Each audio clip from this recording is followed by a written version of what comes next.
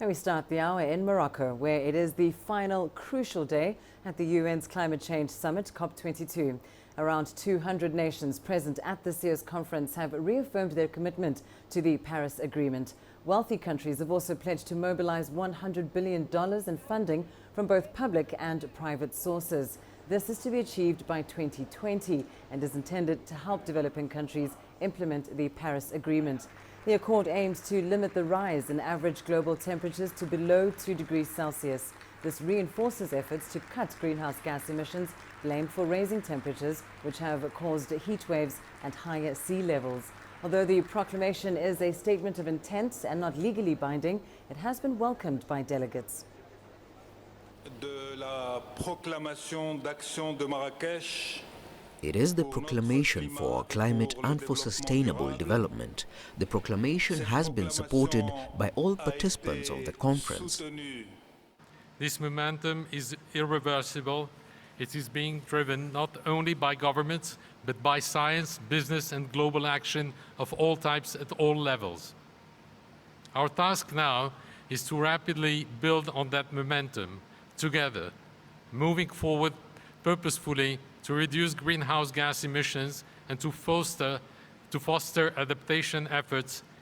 We call for the highest political commitment to combat climate change as a matter of urgent priority. Well, let's get the very latest now from Marrakesh. CCTV's Penina Karibe is standing by there for us. Penina, what have been the key developments there in Marrakesh over the past few hours? Oh, well, Lindy, last night countries here at the COP22 issued what they called an action proclamation, essentially a political statement saying that they have an urgent duty to respond to the alarming and unprecedented rates of global warming as a matter of urgent priority. Now, what we're hearing is that this was supposed to be issued on Tuesday this week, but that didn't happen because there were disagreements over the text. Now, finally, Thursday night, it was read out, and in it, two main issues emerged. Number one, the issue of finance. And what we gathered from that proclamation was that there was a firm commitment to mobilize $100 billion for climate finance. This will be done by developed countries. And also, the other thing is they reference the need to ratify the Doha amendments under the Kyoto Protocol. Now, we understand this was done or included as a result of demand by the developing countries. They have been putting pressure on developed countries not to ignore their commitments to the Kyoto Protocol, which comes to an end 2020, now that the Paris Agreement is in force. Lindy. And Penina, what are the likely sticking points going to be today?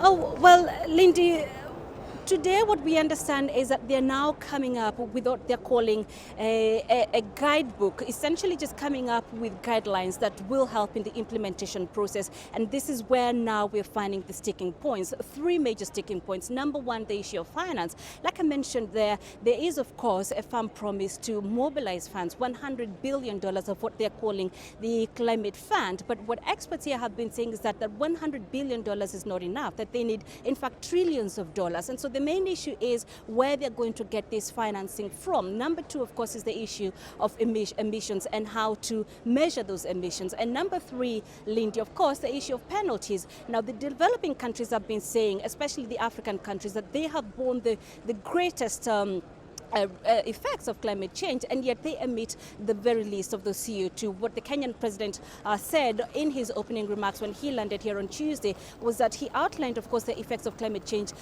in his country, Kenya, and he said that is despite the fact that Kenya emits just 0.08%. So we're increasingly hearing a call by developed countries especially to come up with penalties for those countries that do not adhere to those limits set out. And this is where we're getting the sticking points, because we understand so far there's not been an agreement. And what we are hearing now is that there's a likelihood of these talks spilling over to Saturday until they get a common ground on that, Lindy. And of course, Penina, this has been dubbed the African Climate Change Conference. Now, as it comes to its conclusion, are African countries satisfied that their issues really have been addressed? Oh, well, Lindy, within this, we're expecting to hear from a group calling itself the Climate Vulnerable Group. Essentially, these are countries that are most affected by effects of climate change, 43 of them. And among those, we have about a dozen African countries, including Kenya, Ghana, Niger, Sudan, Rwanda, and so many others. Now, what these countries aim to do is come up with what they're calling a proclamation on how they plan to implement that Paris Agreement. Now, for these countries, of course, the main issues have been mitigation and adaptation. And what we're keen now to hear is what they feel has come out of this COP22, if there's tangible solutions indeed for them to be able to adapt to these effects and also mitigate these effects of climate change. So, of course, for them, what they've been saying is they need essentials such as technology, for instance, new technology to help them be able to adapt to these effects of climate change. So, of course, Lindy, that's about to happen any time from now, and we'll bring those developments as we get them. Of course, we do look forward to the final outcomes of this year's COP22. Thanks very much there to Penina Karibe, live for us in Marrakesh.